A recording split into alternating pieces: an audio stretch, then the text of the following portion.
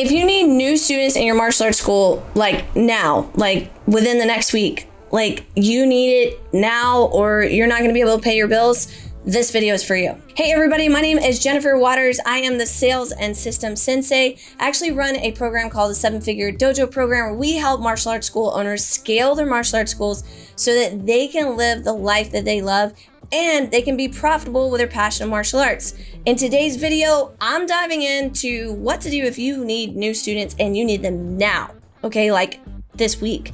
So let's not waste any more time because I know time is of the essence. So the first thing that I want you to do is I want you to search your local community for events. This is by far the simplest way to go get students and to go get them now. Honestly, you just kind of have to have that hunter mindset instead of the farmer mindset right now. So to create a healthy ecosystem in your martial arts school, you really want to have both mindsets. You want to have that hunter and you want to have that farmer. But because you need it now, you need to have that hunter mindset of I'm going out and I'm going to go kill the food and bring it back. And that is what I want you to do. I want you to search for local events and I want you to see what's available in your area that you could go to. Okay, now the old way of going about this, like, you know, for the people maybe that had schools in the 80s, the 90s, the early 2000s, was to go out and do a demonstration. And then hopefully people will be inspired by what they saw to then look you up, to then take the next step, which is to come in for some type of trial. And that honestly has way too many steps involved in it, and most people never make it to finding out who you are and then booking a time to come in. So instead, what we want to do is we want to actually go and collect those leads at the event.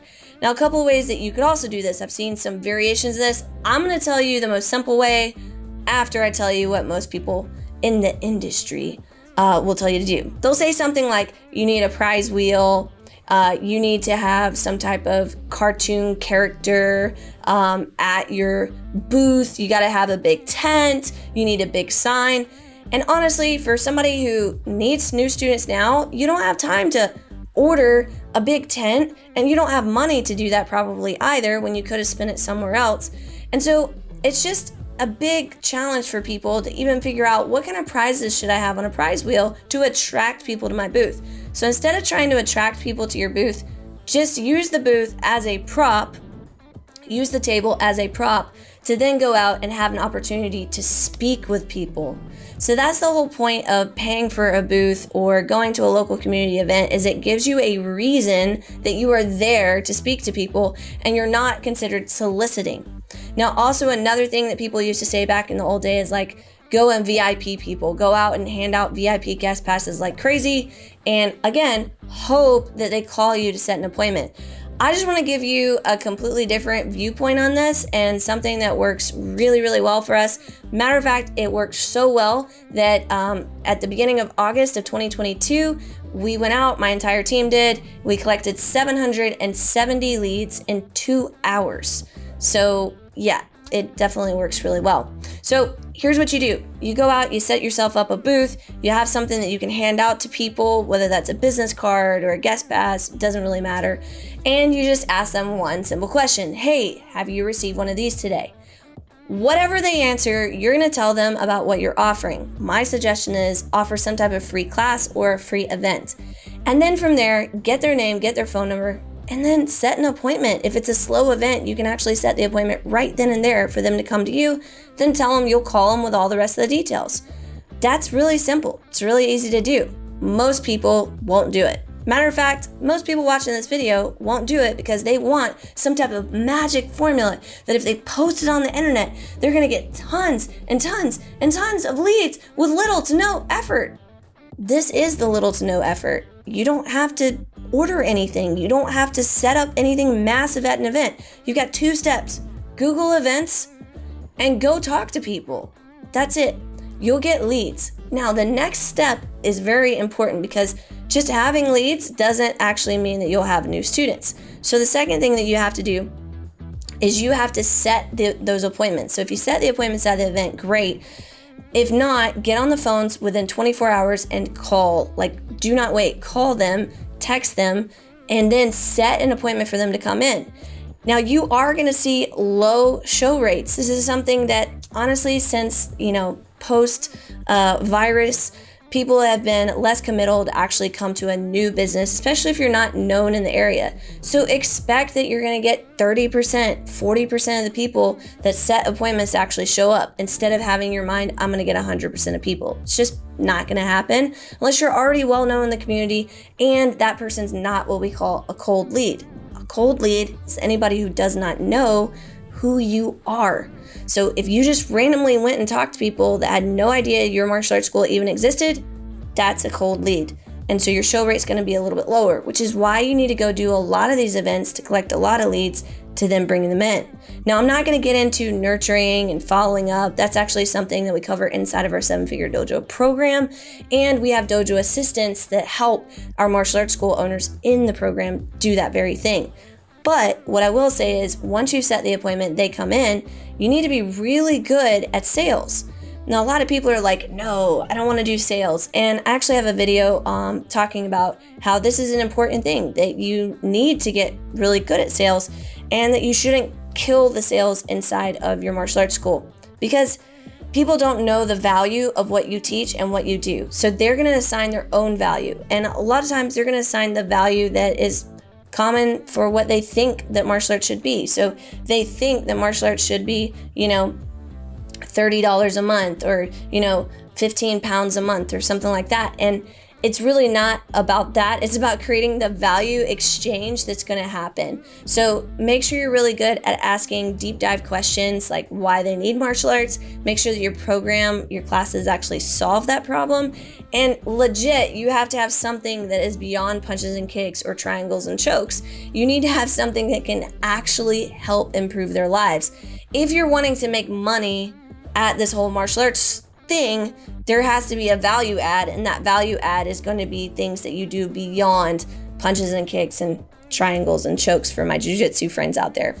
Finally, the last thing I will say, if you need students now, and this can turn around really quickly, is multiply your marketing efforts. So when you get that lead in, you do the appointment, you get them into the class, you explain the value add that you have, and they sign up. The next thing that you need to do is you need to say, hey, there's a lot of people out there that need help with X, Y, and Z problem, whatever their problem was. I'm sure that you know somebody right now that's on your mind that you can think of that could benefit from what we do here at ABC Martial Arts Academy.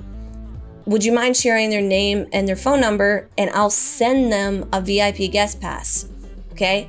So when you say I'll send them a VIP guest pass, that means you're gonna send them a text, and then you're going to follow up with a phone call to then set the appointment. And what are you going to say? You're going to say, hey, John Smith actually just started martial arts classes here at ABC Martial Arts Academy, and I wanted to send you a VIP guest pass because they recommended you to start. I have an appointment on whatever day, and then you explain what you're going to do. Then you bring in that student and you repeat the process.